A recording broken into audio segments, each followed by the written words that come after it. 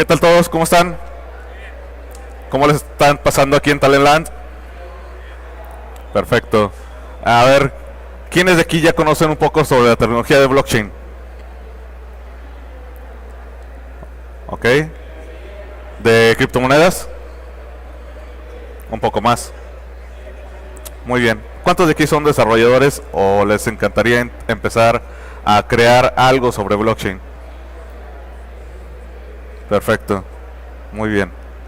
Bueno, pues mi nombre es Manuel Flores. Soy el fundador de la comunidad de Bitcoin Monterrey, la primera comunidad de criptomonedas y blockchain que nació dentro de México.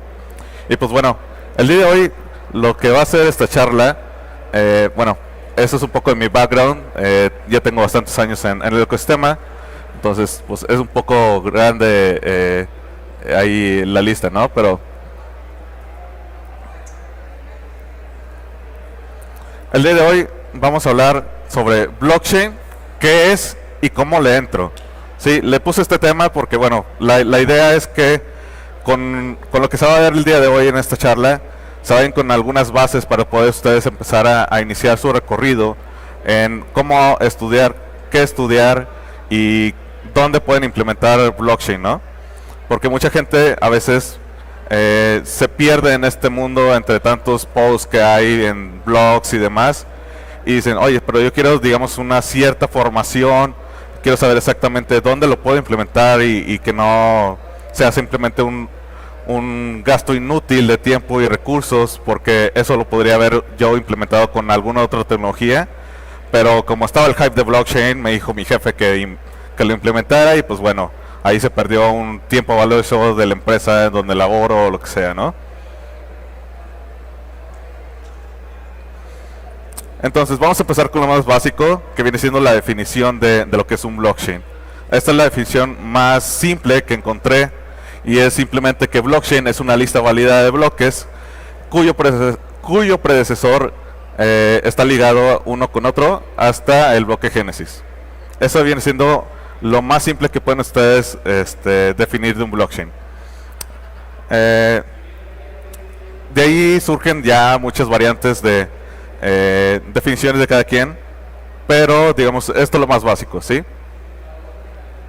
En sí, ¿qué viene siendo?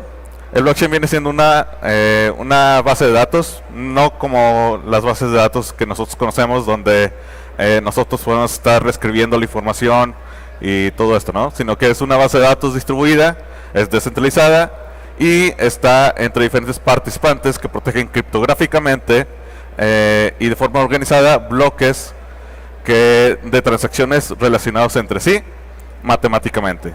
¿Esto qué quiere decir?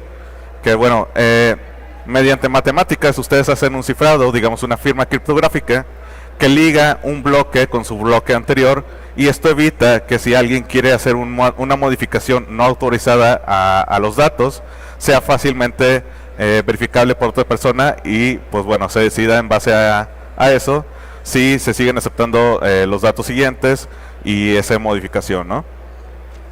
En sí se trata de un sistema que permite que partes que no confían plenamente unas con otras puedan mantener un consenso sobre la existencia y el estado y la evolución de una serie de factores compartidos, ¿sí? Entonces, esto nos va a servir siempre que nosotros tengamos una serie de datos que nosotros necesitamos validar y que necesitamos saber que pues bueno, podemos confiar en la validez de estos datos sin importar que no conozcamos a la persona con la que estamos transaccionando.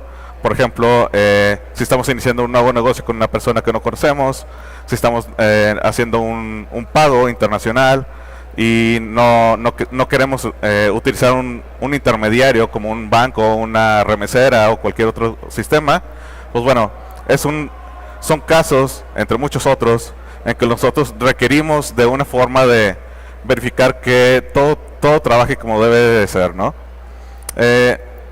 En todo esto, el consenso viene siendo la parte clave del blockchain, porque viene siendo el fundamento que permite que todos los participantes en el mismo puedan confiar en la información que se encuentra grabada en él.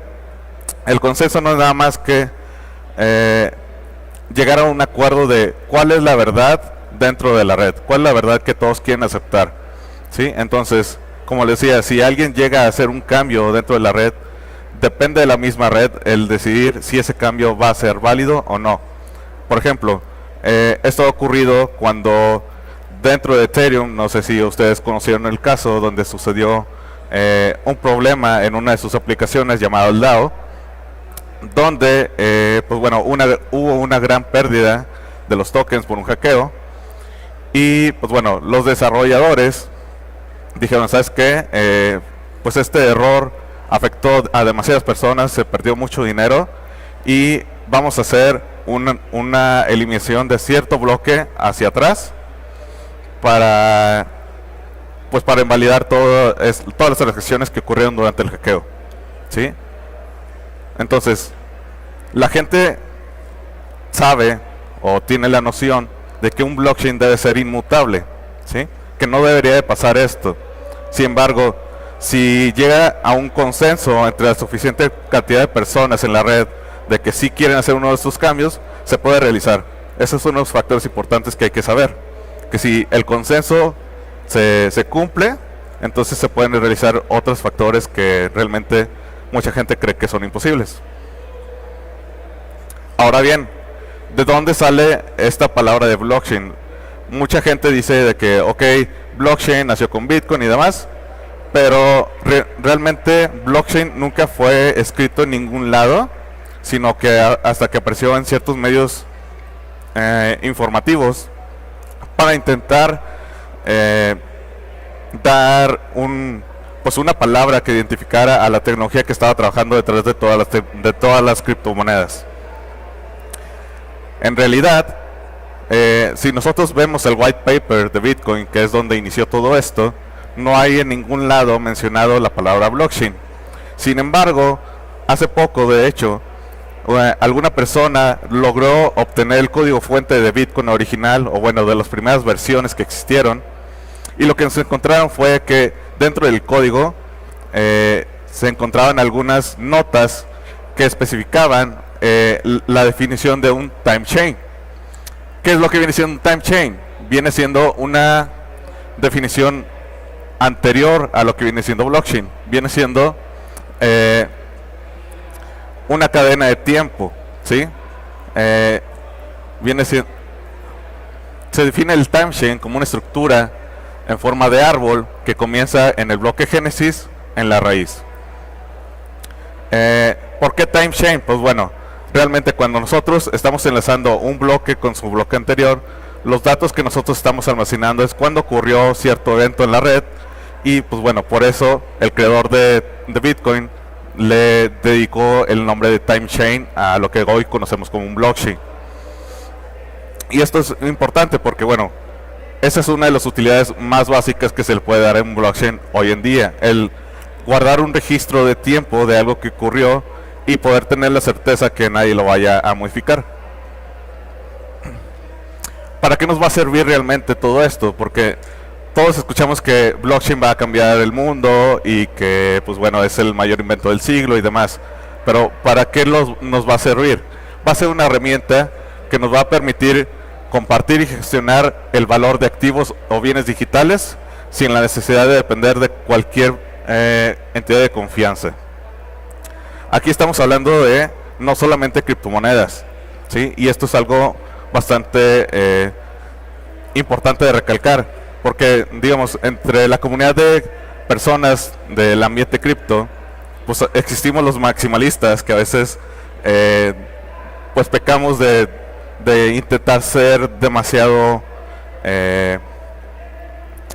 puristas y decimos, ¿sabes qué? El blockchain solamente sirve para las criptomonedas. Pero no, el blockchain también se puede utilizar para muchas otras cosas. ¿Para qué cosas? Para cualquier cosa que nosotros queramos compartir y gestionar un valor de un activo. Cualquier tipo de activo. Puede ser el intercambio de un registro de propiedad, puede ser una votación, puede ser cualquier otra cosa donde nosotros requerimos que haya transparencia, que haya certidumbre y otros factores, ¿no? ¿Por qué nos va a interesar? Pues bueno, aquí hay varias variantes. Por ejemplo, si ¿Has escuchado de blockchain? Pues bueno, es uno de los temas de conversación que están de moda, ¿sí? Simplemente para estar al día, para saber lo que está sucediendo.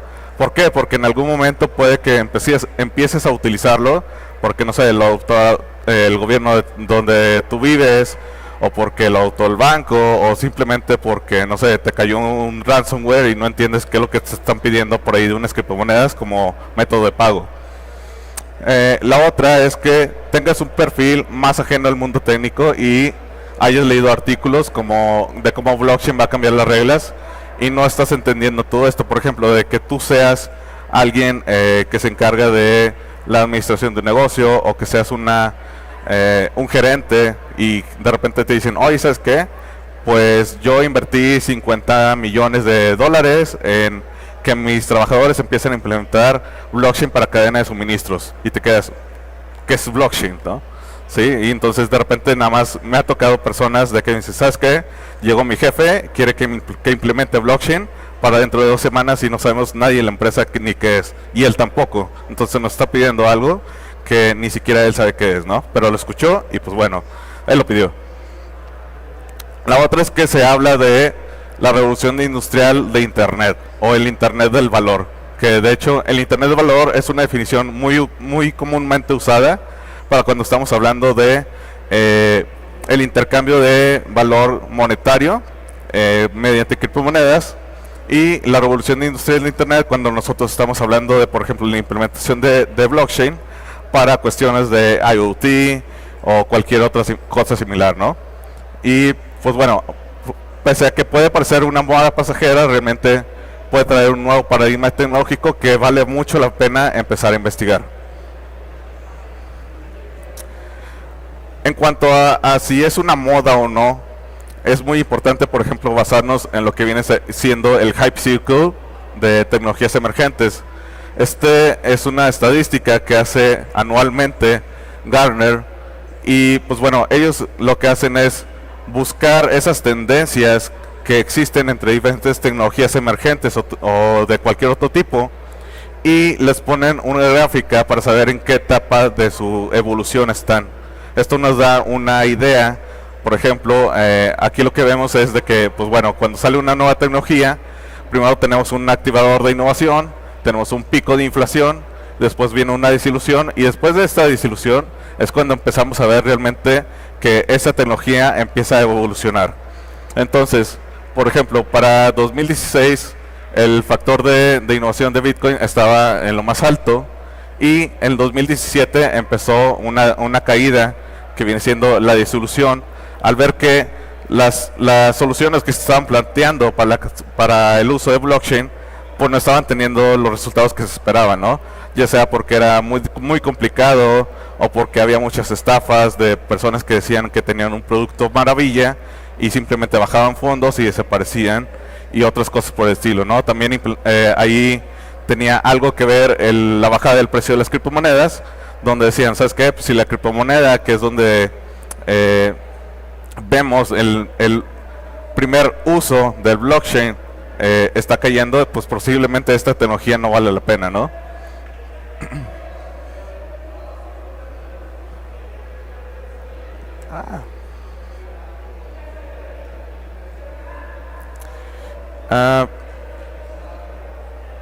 Bueno.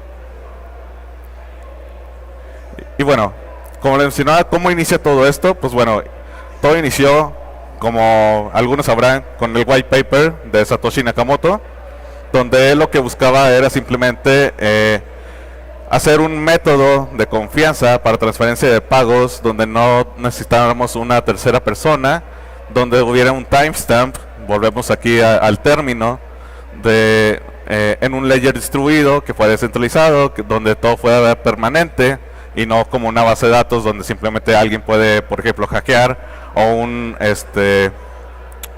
o por ejemplo un empleado enojado, como sucedió hace poco, de un empleado que simplemente al ser despedido eliminó todos los servidores en Azure de la empresa, ¿no? Entonces aquí la idea es que todos esos datos no se vayan a perder, porque están de forma distribuida, donde no solamente una persona es la encargada de almacenarlos, ¿no? Igualmente que tenga una cronología y que sea íntegro por medio de criptografía. Y entonces aquí es donde encontramos una separación entre, ok, una cosa es el uso del blockchain para lo que son las criptomonedas, y la otra viene siendo el blockchain para, por ejemplo, simplemente transacciones, tener una distribución de los datos, tener una confirmación, etcétera, pero de forma, digamos, paralela. No necesariamente todas las soluciones de blockchain requieren, por ejemplo, una criptomoneda. Entonces es importante ver eso, y de hecho actualmente, el día de hoy, muchas de las soluciones que están implementando grandes empresas no se basan en blockchains que ocupan una criptomoneda, sino en soluciones que más adelante vamos a ver que se llaman DLT, donde las criptomonedas no tienen ningún papel ahí en su funcionamiento. Simplemente ellos utilizan sistemas de consenso diferentes y no hay un incentivo como lo que es la minería, el dinero que viene siendo las criptomonedas y otras cosas, ¿no? Otra cosa interesante que hay que ver es que el blockchain ya en este momento ha ido evolucionando de cuando nació y que solamente era utilizado para criptomonedas. Hoy en día blockchain ya se encuentra prácticamente en su tercera etapa, o bueno, está en transición entre la versión 2 y 3, y cada una de estas versiones tiene, digamos, una cierta finalidad. Al inicio, digamos, la versión 1.0 era 100% para cuestiones económicas, lo que son las criptomonedas, transacciones en un ledger como si fuera cualquier libro contable.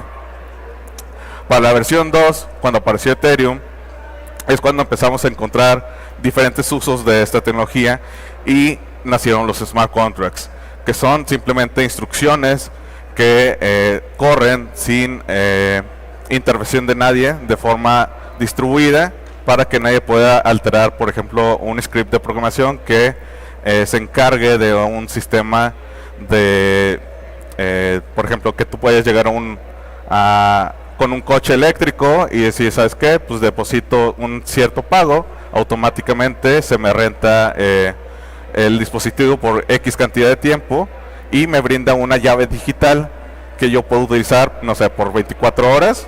Después de 24 horas se va a apagar el coche y pues tengo que hacer otra recarga, ¿no? Y eso es sin tener que llegar a hablar con el dueño del coche, ¿sí?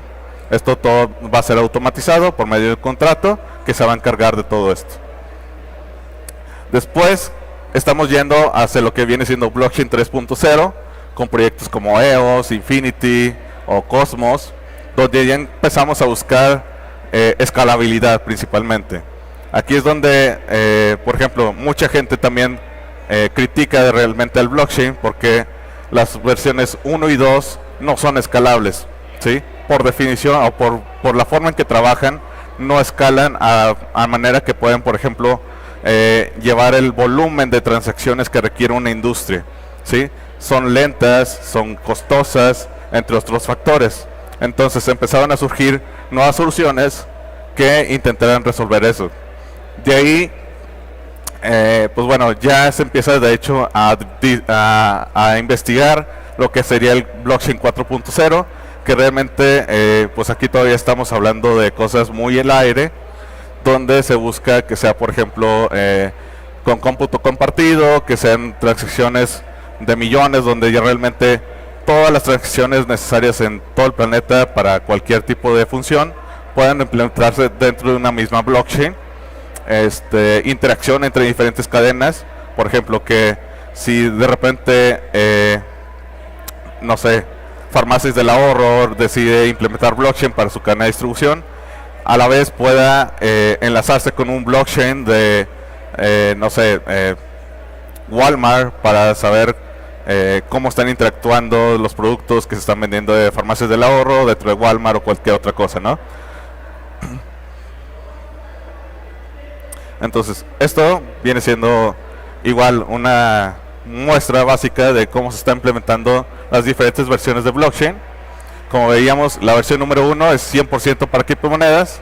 La versión número 2 ya nos da nuevas funcionalidades, que son los contratos inteligentes, y de aquí nacen nuevas funciones, como por ejemplo propiedades inteligentes, lo que viene siendo los contratos inteligentes como tales, dApps, que vienen siendo aplicaciones descentralizadas, sociedades autónomas, corporaciones autónomas, organizaciones autónomas, todo esto de forma descentralizada. Después, el blockchain 3.0, pues bueno, viene siendo ya, ahora sí, despegarse totalmente de las criptomonedas y buscar mayor escalabilidad, por ejemplo, para verificación digital de identificaciones, lo que viene siendo la identidad digital de las personas, protección de identidad intelectual, notarios virtuales, entre otras cosas, ¿no? Después tenemos también que saber que existen más de un tipo de blockchain, o bueno, de formas de utilizar un blockchain. Podemos utilizar un blockchain que va a ser sin permisos, un blockchain público, que viene siendo prácticamente todas las criptomonedas utilizan un blockchain público, donde cualquiera puede accesar sin pedir permiso a nadie, donde todos pueden verificar los datos de forma transparente. Sin embargo, también existen otras dos versiones que vienen siendo, por ejemplo, el blockchain privado y lo que viene siendo un blockchain mixto. En el blockchain privado nosotros vamos a tener que, por ejemplo, si nosotros queremos introducir la cadena de distribución de una empresa, puede haber ciertos datos que no queremos que cualquier persona pueda accesar.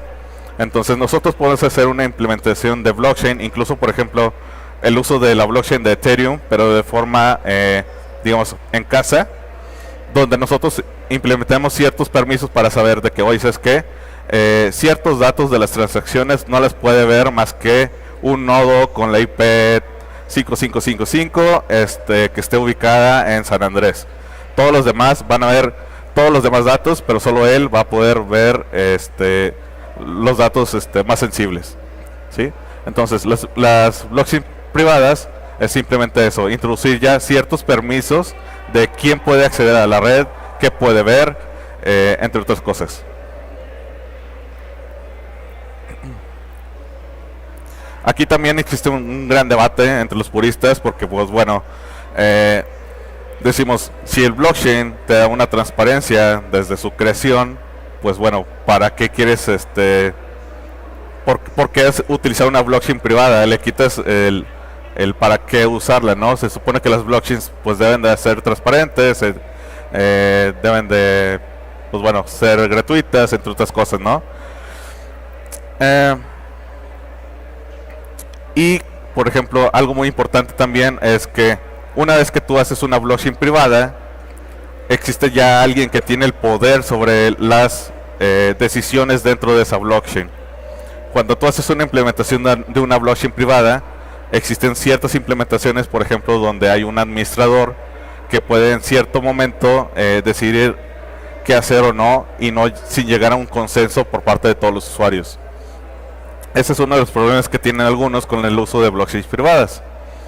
Sin embargo, pues bueno, obviamente depende también de las necesidades de cada quien, y pues bueno, es válido hasta cierto punto.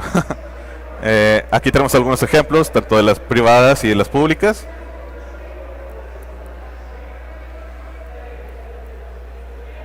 Y pues bueno, principalmente lo podríamos ver como una blockchain privada. En teoría debería de tratarse como una intranet, donde obviamente necesitas darle ciertos permisos a los usuarios dentro de la red para diferentes áreas. Y una blockchain pública, pues bueno, es algo que ya quieres tú que cualquiera tenga acceso. Y de hecho puede haber un mix entre estas dos, donde tú, por ejemplo, para las cuestiones internas de tu red, de la empresa, pues obviamente utilizas una blockchain privada para pues cualquier método de trabajo que tú necesites. Sin embargo, una vez que tú quieres mostrar resultados a tus usuarios, por ejemplo, si tú querías llevar toda la cadena de suministro de uno de tus productos, ok, la puedes llevar dentro de tu blockchain privada, toda la parte pues bueno, interna. Y por ejemplo, el tracking de ese producto hasta el usuario final, pues obviamente ya ese sí lo haces público porque es importante para las personas, ¿no? Aquí está lo que les mencionaba de que las implementaciones de blockchain privadas también llegan a tener otro nombre que viene siendo el de Distributed Ledger Technology o DLT, que es lo más común. Sin embargo, aquí también entramos en un cierto dilema porque si bien todas las blockchains son un DLT, no todos los DLTs son un blockchain. ¿Por qué? Porque al tú hablar de un DLT estás hablando de una serie de soluciones que engloban muchos factores. Por ejemplo, un DLT pues maneja obviamente la parte de un blockchain como tal. Tú puedes tener una blockchain de Ethereum dentro de un DLT, pero además manejas bases de datos, conectores con aparatos de Internet of Things, diferentes sistemas de consenso, permisos, etcétera, etcétera, ¿no? Y pues bueno, si tú utilizas 100% una red de Ethereum, pues no tiene nada de eso. Y ahí entra también el dilema de la complejidad entonces para implementarlo. Un DLT te va a facilitar muchas cosas en la vida porque las soluciones están hechas por grandes empresas como Azure, como Amazon, que simplemente te dicen, ok, ¿qué quieres hacer? Ok, bueno, yo necesito una red con blockchain que se conecte con mis equipos de Internet of Things y necesito que haya 5 nodos que van a ser los diferentes sectores de mi industria y una base que me lleve todos los registros para exportarlos a, no sé, un control interno de la empresa. Ok, aquí hay un preformato donde simplemente das clic y ya está todo montado, ya nada más configura y usa, ¿sí? Sin embargo, si tú quieres hacerlo con blockchain 100%, una blockchain abierta como Ethereum, pues bueno, tú tienes que hacer desde cero todas esas implementaciones. Hay muchas personas que buscan el no necesitar para nada una base de datos externa, que lo más, bueno, sería lo mejor, porque quitaría si no el para qué estás usando un blockchain, ¿sí? Si tú querías utilizar un blockchain, ¿para qué quieres una base de datos aparte? ¿Por qué? Porque esa base de datos no va a tener, bueno, existen algunas implementaciones de base de datos donde solamente puedes escribir, pero pues bueno, quitas un poco el para qué estabas buscando todo esto.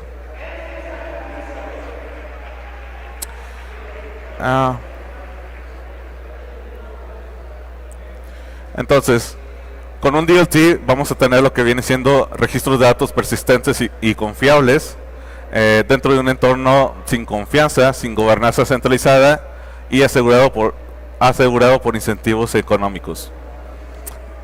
Sin embargo, por ejemplo, en las blockchains de DLTs se utilizan mucho lo que son sistemas de consensos basados en entidades centralizadas. Por ejemplo, ¿sabes qué? Dentro de mi cadena de suministro somos 5 personas las que decidimos si los datos son válidos o no. Y ¿qué pasa si 2 o más de esas personas confabulan en contra del sistema y deciden que una modificación que no debería existir la dejan pasar? Entonces ahí ya entra el factor humano y le quita esa integridad al sistema, que por definición al utilizar un blockchain pues no hay factor humano, ¿sí? Es todo 100% código y matemáticas. Ahí no hay como que, ay, ¿sabes qué? Quiero favorecerme a mí mismo o a mi compañero para sacar un beneficio. Con los DLTs sí existe ese problema. ¿Dónde se aplica realmente blockchain? Bueno, el ecosistema de blockchain es sumamente vasto. A veces las personas, el problema es que no conocen el ecosistema. Aquí tenemos algunas de las áreas de implementación. Tenemos desde el uso en criptomonedas, tenemos obviamente diferentes herramientas de desarrollo, tenemos sistemas para soberanía, para fintech, intercambios de valor, intercambios de datos, autentificaciones, entre muchos otros. Realmente el área de implementación de un blockchain puede ser bastante amplia. Puede ser, por ejemplo, incluso muy útil para cuestiones de industria 4.0, donde están muy interesados en que, por ejemplo, los dispositivos dentro de una red de IoT no sean modificables sus sistemas de firmware, el software que mantiene funcionando esos sistemas, que no sea modificable. Ok, ¿cómo haces, digamos, un antivirus distribuido que no sea atacable y que esté siempre verificando que los dispositivos no fueron alterados para, por ejemplo, hacer que tu sembrado, en vez de que el dispositivo lo siembre cada 3 horas, le indique siempre que ya fue sembrado y después termines con una cosecha seca? Pues bueno, ahí puedes utilizar blockchain. O por ejemplo, actualización de bases de antivirus, también pueden firmarse con un blockchain para que el antivirus siempre esté con una base de datos confiable, distribuida, donde no puede haber un problema de que alguien hackea directamente la firma de antivirus, después lancen una botnet y todos los usuarios que creían que iban a estar protegidos, pues bueno, sean atacados por esa botnet. Existen muchos otros usos que de repente saltan fuera de nuestra imaginación, pero que poco a poco se van encontrando. ¿Cómo vamos a aprender un poco más sobre esto? Pues bueno, ya actualmente y poco a poco se van creando tanto certificaciones como métodos de estudio. Esto ha ido evolucionando hasta hace apenas 1 año y medio, y hace 1 año y medio todavía en alguna de mis presentaciones decía, ¿sabes qué? No hay frameworks, no hay certificaciones, no hay cursos que valgan la pena. Poco a poco se va cambiando todo esto. Todavía no existen expertos, esto es muy importante recalcarlo, no existe ningún experto, no hay ningún curso que te diga que después de esto vas a salir a hacer tu empresa unicornio de millones de dólares, ni tampoco que te va a asegurar que vas a hacer una implementación segura de blockchain que nadie te va a hackear. Eso no existe todavía, ¿sí? No importa si se los vende IBM, si se los vende Microsoft, no importa quién lo haga, todavía no existe un especialista en blockchain. No lo soy yo, no lo es nadie de la comunidad de criptomonedas en toda la República ni en todo el mundo. Sin embargo, sí existen algunas certificaciones que están, digamos, sobresaliendo en el ecosistema. Algunas de estas son, por ejemplo, la creada por el Cryptocurrency Certification Consortium, que ellos tienen una certificación de profesional Bitcoin. Esta certificación te da, digamos, todas las bases hasta cierto punto técnico de cómo funciona Bitcoin, más allá de simplemente transaccionarlo, hacer trading, cosas básicas. Aquí se ve ya pues el cómo funciona todo por detrás para que tú puedas hacer implementaciones, modificaciones y demás. Está, por ejemplo, también la de Certified Blockchain Developer de Blockchain Council. Esta es una certificación de una firma hindú que está teniendo bastante auge y que tiene diferentes niveles y tiene un muy buen nivel de material que ellos están brindando, donde ya te enseñan digamos la versión 2 de blockchain, que es la implementación de smart contracts, cómo montarlos, cómo hacerles un frontend para tener una aplicación móvil y otras cosas, ¿no? También tenemos por la parte de blockchains privadas, pues por ejemplo tenemos la certificación de R3 Corda, que va más dedicada a todos aquellos que quieren implementar blockchain para el sector bancario. Esta también, pues bueno, es una bastante interesante. O por ejemplo la de Blockchain Training Alliance, donde pues bueno, también es una de las que se consideran recomendables en el ecosistema. También existen ya poco a poco más libros especializados. Mucha gente le encanta la lectura y no encontraban material antes de donde basar sus ideas o investigaciones y demás. Estos son algunos de los libros que personalmente recomiendo.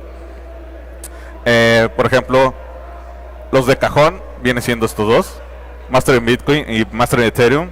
Son creados por, bueno, Master in Bitcoin fue creado inicialmente por Andreas Antonopoulos, una persona bastante reconocida en el ecosistema de criptomonedas, pero no solamente son los conocimientos de él, sino que el libro lo que engloba es el apoyo de toda la comunidad global de personas que están desarrollando implementaciones de Bitcoin, que apoyaron a este libro, que es open source, donde mediante GitHub varias personas decían, oye, ¿sabes qué? Me encanta este capítulo, pero le podemos meter esta otra cosa. ¿Sabes qué? Vamos a agrandar más la definición que viene en este punto, etcétera, etcétera. Entonces, viene siendo como si tuvieras la enseñanza de miles de expertos que estuvieron apoyando en la creación de este libro. Después se creó lo que es Master en Ethereum, donde igual ya no fue tanto la participación, pero también tenemos pues aportes de muchas personas que están en la industria creando las soluciones que hoy en día están realmente revolucionando el mundo.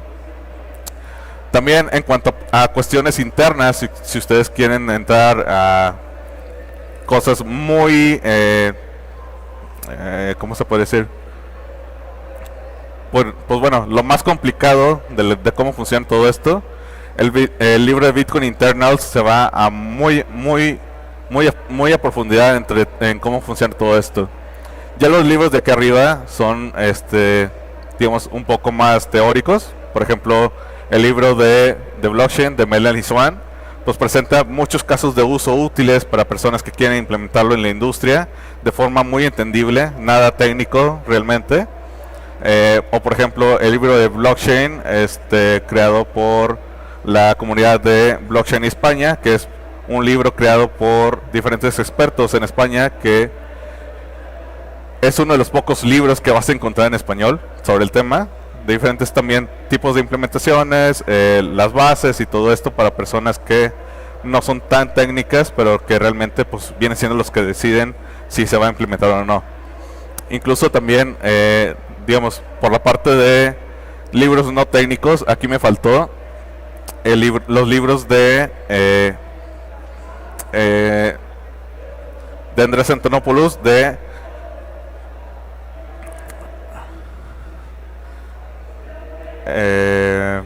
bueno, tiene otros dos libros, perdón, se me fue ahorita el nombre.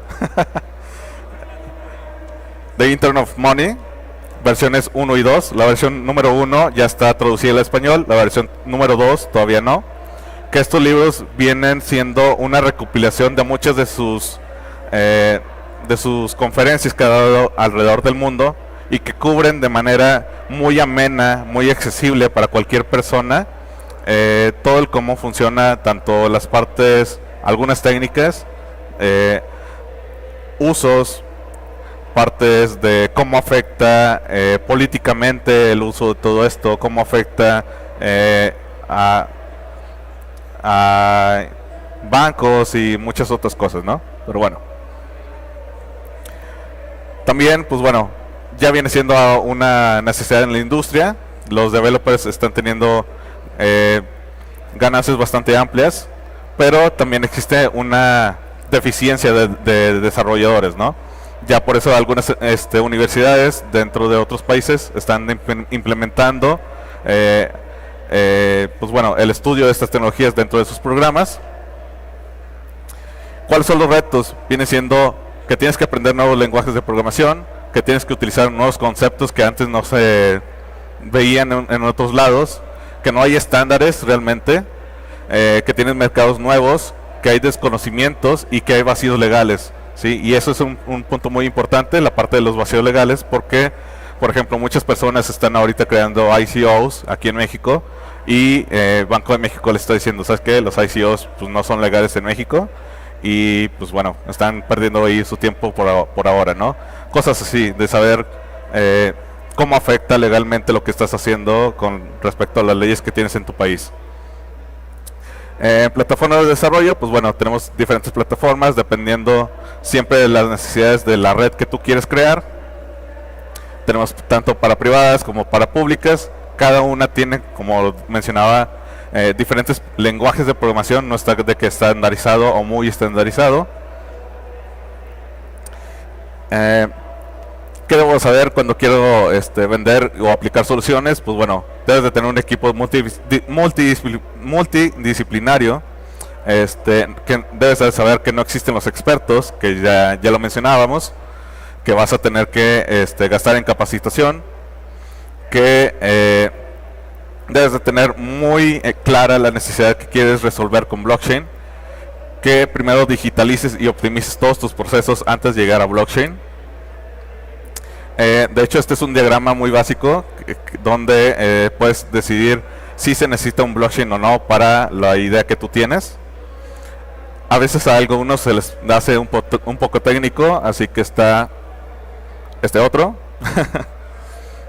donde llegas a la solución, ya sea si necesitas una pública, una privada, o simplemente un mix de las dos. Después de elegir la plataforma adecuada para tu solución, seleccionar un enfoque de implementación. Me estoy yendo rápido porque se me acaba el tiempo. Y no vender ni comprar experimentos, eso es muy importante. Yo sé que hay muchas personas en el ecosistema que ahorita están intentando pues lanzar soluciones que creen que van a cambiar el mundo, pero no las prueban inicialmente e intentan bajar fondos. Y muchas personas con el hype de que blockchain va a ser el que cambie el mundo, están invirtiendo en proyectos que realmente no tienen un trasfondo técnico que los valide. Entonces es muy importante también eso. La importancia del networking: acérquense a las comunidades más cercanas a ustedes. Nosotros estamos en Monterrey, hay comunidades en Guadalajara, hay comunidades en Puebla, en Ciudad del Carmen y en otros muchos lados. Todas estamos interconectadas. Si llegas con una, te puede conectar con la más cercana a donde estés. Y es donde realmente aprendes mucho más que leyendo, que viendo blogs, que cualquier cosa, ¿no? Y pues bueno, gracias por su atención.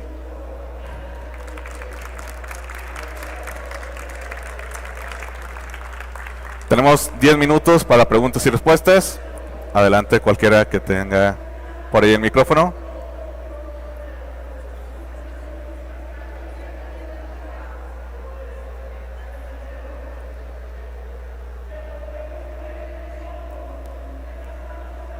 Allá. Sí, gracias. Cuando hacías mención de que había una primera versión de blockchain con Bitcoin, una segunda con...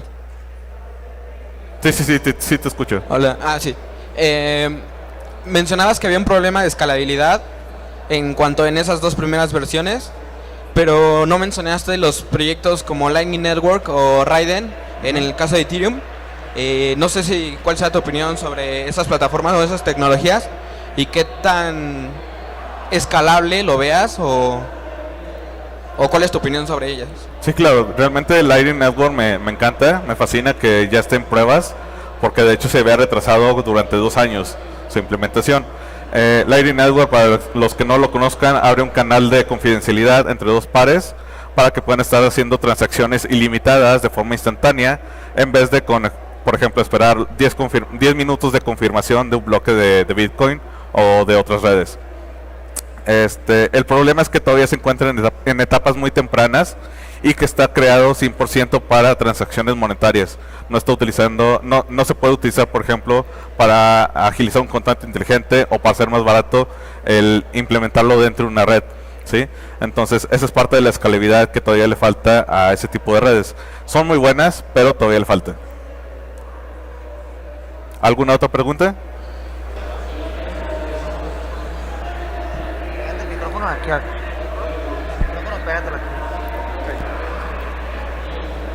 Bueno, son 2 preguntas. ¿En México ya hay algo que esté usando blockchain?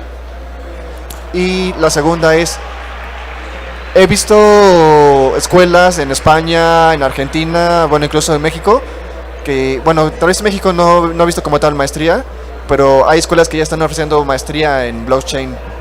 ¿Qué me puedes decir de esas cosas? Ok.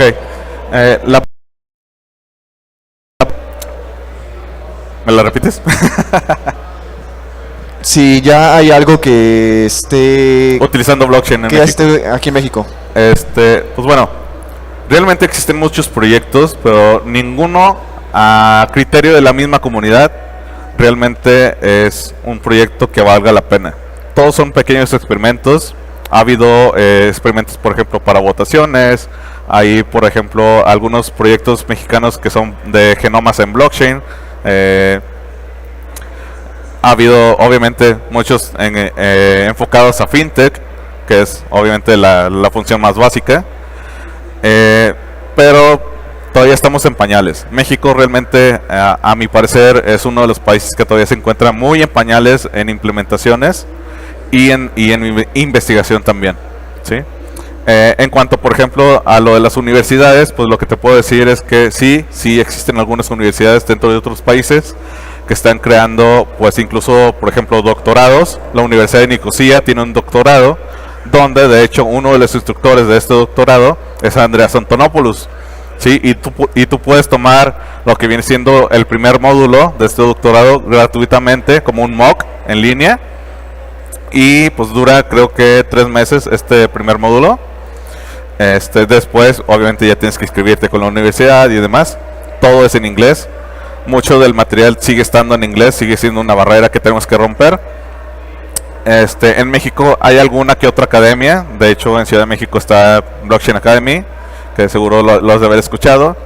Pero todavía falta mucho más, ¿sí? En otros países sí existen muchas otras opciones, muy pocas en español, en especial que sean de calidad, pero pues es algo que se va haciendo poco a poco.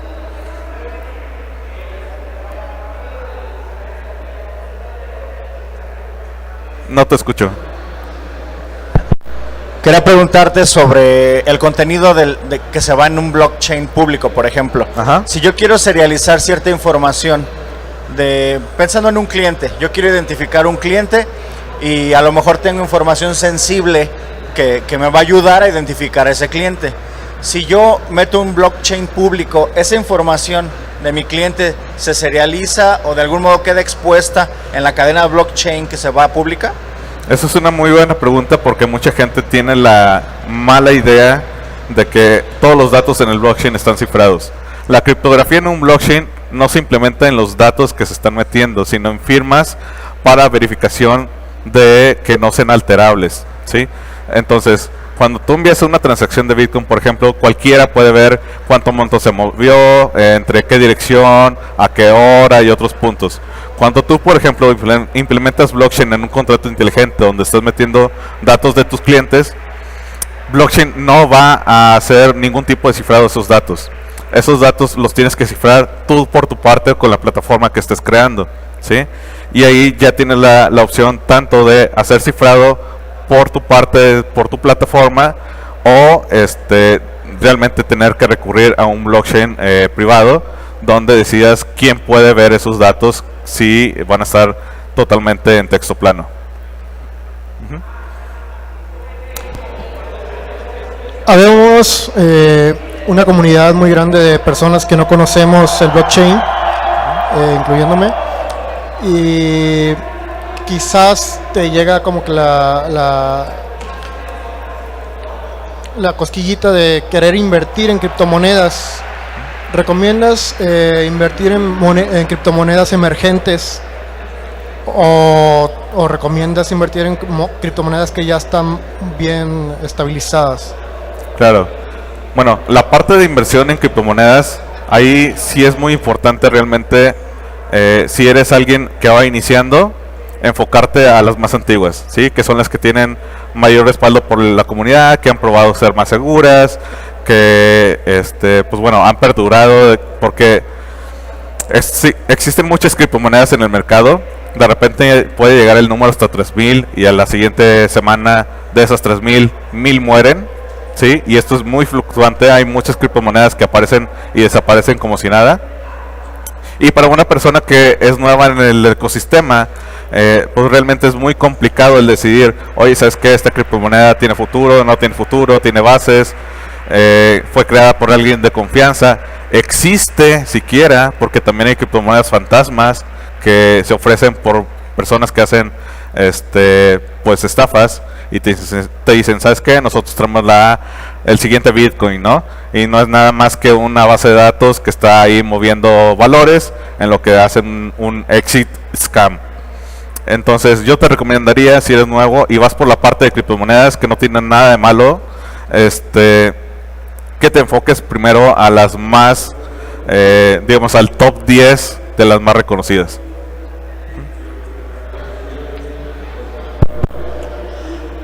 Hola, buenas noches. bueno, nosotros como desarrolladores, si quisiéramos ya irnos a la implementación de blockchain, ¿cuál sería la forma que tú por experiencia o nos podrías recomendarnos también con el conocimiento que tienes para empezar a hacer pruebas sobre nuestro modelo de gestión de información? Y hablaba también de las comunidades de blockchain sobre las que podríamos también interactuar. ¿Actualmente hay alguna forma igual más como de difusión o para que digamos que no hagamos lo que otros ya han hecho y han fallado, más allá de las comunidades blockchain? Son dos preguntas. Ok. En cuanto a intentar no tener los mismos problemas que otros ya tuvieron, digo, la única forma sería estar muy al pendiente de medios especializados en el tema. Si existen medios en línea, digamos, noticieros en línea, como por ejemplo Cripto Noticias y demás, donde cada día te actualizan con 10 o más cosas que ocurrieron en el ecosistema, y así ya te enteras de que, oye, ¿sabes qué? Por ejemplo, estas personas que estaban implementando cierta cartera para sus soluciones, ¿sí? Que digamos 5 o 7 empresas estaban utilizando una misma versión de un software para cómo trabajaba su backend, tuvieron un problema de pérdidas porque ese backend es inestable o tiene un problema o lo que sea. Entonces ya te enteras y pues bueno, le sacas la vuelta, ¿no? O bueno, cositas por el estilo, te empiezas a dar cuenta de que, oye, es que tal protocolo se le encontró que realmente no es seguro o X cosa, ¿no? Por la parte de cómo empezarle, pues bueno, lo mejor es primero que nada pues leer un poco sobre el tema para decidir en qué plataforma quieres empezar a experimentar, digamos, ya sea de Bitcoin, ya sea de Ethereum, lo que sea, la que te llame más la atención. Y de ahí lo primero que te recomendaría es monta un nodo, que es la versión del software oficial, donde viene para que tú puedas manejar por medio de línea de comandos las diferentes instrucciones que van más allá de simplemente la transacción de valor de la criptomoneda, ¿no? Entonces ya con eso tú puedes, por ejemplo, empezar a descargar de diferentes GitHub, por ejemplo, un contrato inteligente básico de una votación, y pues bueno, ya con eso empiezas a experimentar, ¿no? Última pregunta. Buenas noches. Buenas. ¿Cómo están atacando el gran problema de la gran debilidad de blockchain, que es la prueba de trabajo y las cantidades grandísimas de energía que se tienen que gastar? Ok. Bueno, de hecho, ahí, por la primera sería indicarte que mediante estudios se llegó a la conclusión que más del 80% de la energía ocupada para prueba de trabajo es energía renovable, ¿sí? Entonces, no es tanto el impacto energético que se está teniendo. Sí, un poco la parte, por ejemplo, del calor generado, eso sí, pero se puede reutilizar. Y es una de las cosas interesantes, por ejemplo, para ponerle un reto a los makers, de que, oye, ¿sabes qué? Encuentra el cómo reutilizar el calor generado por la minería de Proof of Stake, ¿sí? La otra es que Proof of Stake no es la única solución de consenso que existe en el ecosistema de criptomonedas o de cualquier blockchain. Existen muchos otros sistemas de consenso que no requieren la implementación de tanta energía eléctrica. Por ejemplo, simplemente es que, por ejemplo, Proof of Stake, ¿sí?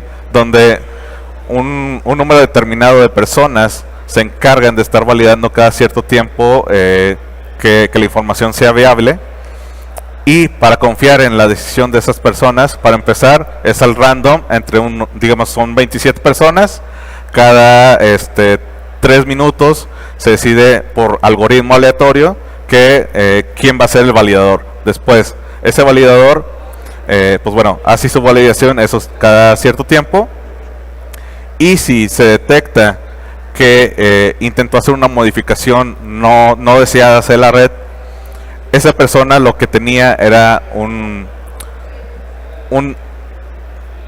un valor en la moneda que se esté manejando en esa red, o sea, cualquier otra moneda, digamos, Ethereum está yendo hacia allá en Proof of Stake. Entonces tú tendrías, por ejemplo, para yo ser un validador, tengo que tener 100 Ethereums en mi cartera congelados. En caso de que yo haga algo que no debería haber hecho, pues bueno, esos Ethereums se van a quemar y yo pierdo todo ese valor. Entonces son diferentes soluciones, existen muchas otras. He hecho algunos access y he encontrado más o menos como unas 50 soluciones diferentes de consenso. Y pues bueno, pero todavía son muy experimentales. La que es más segura hasta el momento es Proof of Stake. Perdón, Proof of Work. Y pues bueno, con eso sería todo. Como quiera voy a estar aquí al lado del escenario por si tienen algunas otras dudas. Gracias.